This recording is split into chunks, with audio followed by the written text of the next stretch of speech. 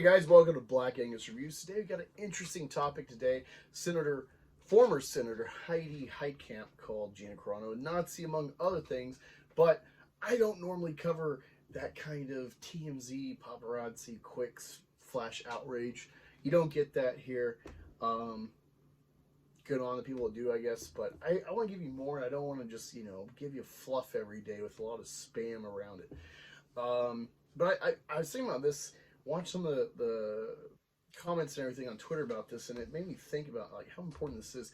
And we'll get to that, don't worry, but I kind of got around in because this is a big topic. All right, so if you don't know him, Rollo Tomasi, he is a red pill channel. It's kind of the epicenter of the modern red pill thinking. He's written The Rational Male and 3 other books in that line. He also has a great YouTube channel, does a lot of kind of college style formatted live streams, takes a few super chats here and there, but he really is giving you like a thorough lesson on a topic. And I really appreciate it. He's really opened my eyes. Once you get in the red pill, whether you're married or divorced or single, it's very eye-opening, and it can be so eye-opening it bleeds into real life outside of that dating sphere or intersectional interaction, male and female, kind of the focus relationship and stuff. And it clarifies a lot about like politics, so it really does make sense. People say they got red pilled when they voted for Trump or something. But in one stream he talked about how the transgender issue, how it's like they're targeting boys, puberty blockers, trying to get them to cut off their junk essentially way earlier than a adult could even really be aware of, like, yeah, I want to go through this, and they're doing this to kids. Regardless how you feel about that, there's you can see how I go about this, and he pretty much said that until women are targeted, until women feel targeted and feel that this is an issue for them, it's not really going to get fixed. And you kind of see the start of that with that specific issue in regards to a book that was published. It was put out in Target, and they got some heat, so then they pulled it off the shelves because it's about trans issue and women. But it was written by a woman, and when she had called them out about it, it got noticed, and it got put back on the shelves. And I kind of see that going forward with Hollywood and cancellations. And once enough women are miserable, just like feminism, once enough women are miserable with this feminist directive of be a man, get a job, get a career, stave off family life and children and pair bonding with someone for long term until you're 30 plus and you got your whole life ahead of you. Women are more and more finding out how miserable that life is when they hit the wall, when they're trying to find a decent man, or they're too educated to actually find someone to pair with because, either they put them off or they think a guy's below, whatever the case.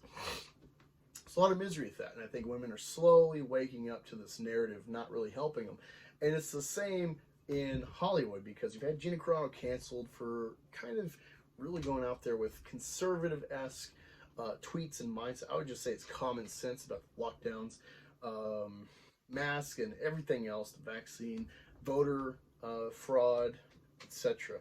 But you've seen with Sarah Silverman, a big figure in the left, who's like starting to question, like, what is going on? We're about progress, not like scrubbing clean the history, and everything that wasn't what we are today is vilified now. She's starting to wake up. She's kind of part of the problem. She's seeing it, and I'm surprised she hasn't been canceled more than whatever flack she got for kind of giving the right a layup in what we've been saying for years. And recently you've had Scarlett Johansson. I didn't read the full article, but I've heard a great synopsis about it. And essentially Scarlett Johansson's kind of saying, yeah, actors should be quiet about politics. They shouldn't be public figures in that way. They are actors. I mean, it's kind of common sense. They are actors. They're paid to pretend to be other people. So, like, why would you put stock in what they think? Because, like, that has to do something to your brain when you're famous for being, you boil it down, being fake. There's more context, there's more complex, but you're paid to be a fake for a long time in your life. Different roles. So, and you got some people do method acting, they get deep into it, they essentially live like that character. So, I mean, why would you put stock in it? There is an argument to be had that they interact with some of these people, but at the end of the day, most Hollywood people, they just are proficient at Hollywood, at acting. They're vapid, and they're so far gone from whatever real life they might have came from. They don't get what it's like to be an everyday citizen voting on these issues. They want to go with the heartfelt, sad sob story, not realize, hey, you help these people, you hurt these people, you know, and how it can affect your country. Nevertheless, let's play the clip here from Bill Maher of Senator Heidi. I like this picture. Who was the woman in the Mandalorian? What did she do? She liked something? She was a Nazi. Oh, that's different, right? I'm thinking of somebody else. Well, she's not a Nazi. She's a white. She's involved with white supremacy. You're calling her in that. She's called other people Nazis. Right. So she's the Nazi. Okay, everyone's a Nazi now. Yeah. She does hang with white supremacists. It's like a Mel Brooks She does? movie. Yeah. Hangs with white. I suppose I'm now subject to defamation. I don't know. I mean, it depends on what your definition of white supremacist is. That also, the goalpost there changed a lot. Used to be a guy in a Klan hood who. But I think we have to be really careful. There's two things the Republicans think they're going to get Biden on: cancel culture and this whole Dr. Seuss stuff that's going on, where they're reading Green Eggs and Ham, proving that some of these senators can actually read, and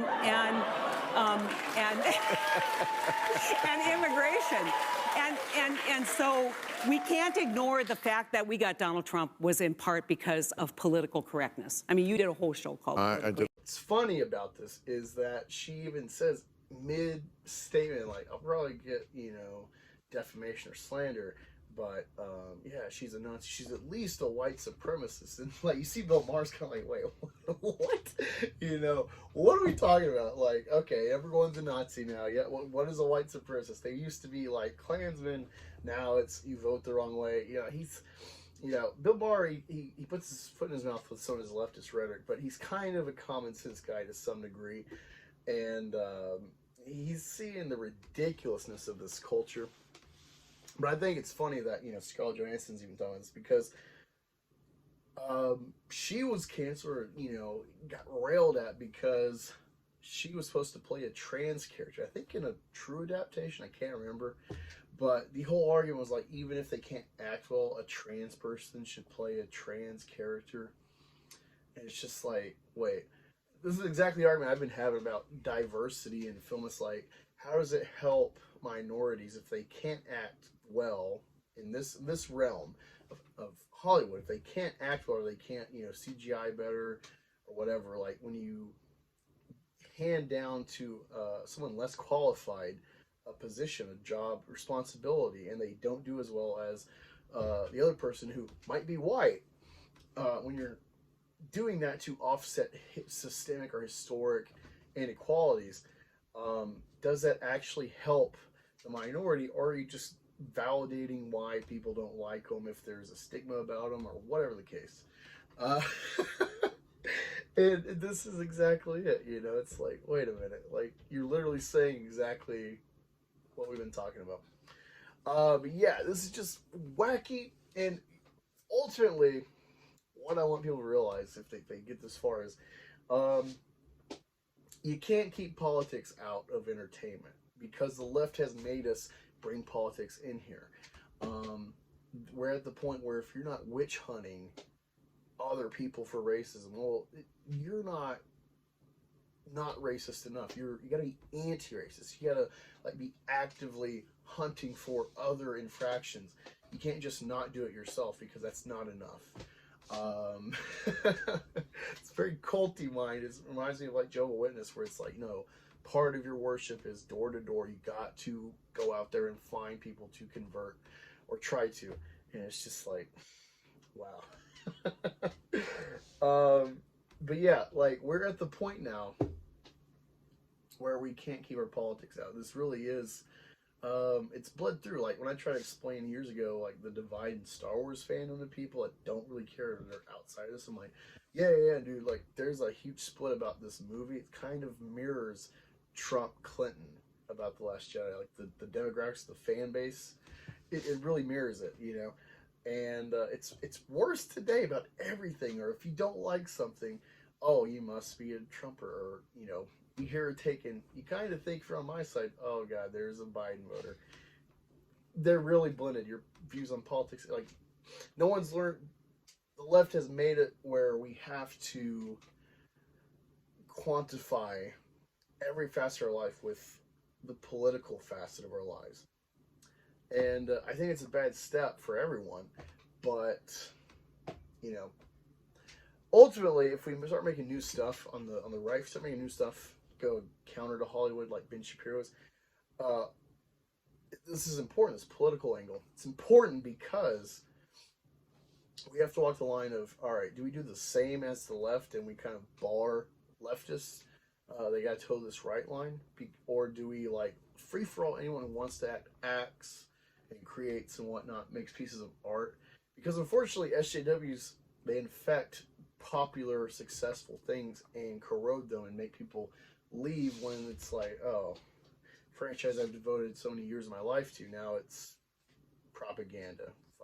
So, I mean, it's a tough decision. Do you stay pure to whatever degree politically because of that reality, or do we make ourselves better and open ourselves up to that reality of them infecting creations? I don't know. I don't know the answer. This is where I've been. You know, I used to be a boycotter of Disney. So I'm like, hey, let's not pay them because this shit. But now I kind of like, but yeah, I think there's a whole bigger argument to this stuff than just, oh, our girl Gina Carano. It is important, and I really hope she does pull a defamation suit, because these people need to learn there is real consequences to these horrendous actions. She's already been canned by Disney. You start, you know, solidifying this dehumanizing, you are other, you are evil Nazi, then, you know, if she doesn't do something, then who's next? That's kind of where I'm seeing this. But yeah, let me know your thoughts in the comments about all of this. Do you kind of see my train of thought? I know I'm not articulating it perfectly, but I don't really get in this specific kind of discussion often. Do you have some references for me to maybe to better articulate what I'm trying to say, things that can kind of guide me in the line of thought you see this video going? Yeah, what did you think about all this? How do you feel? Are you a Bill Maher fan? I like him. I don't follow him, but yeah, let's just talk about whatever in the comments, and have a good day till next time.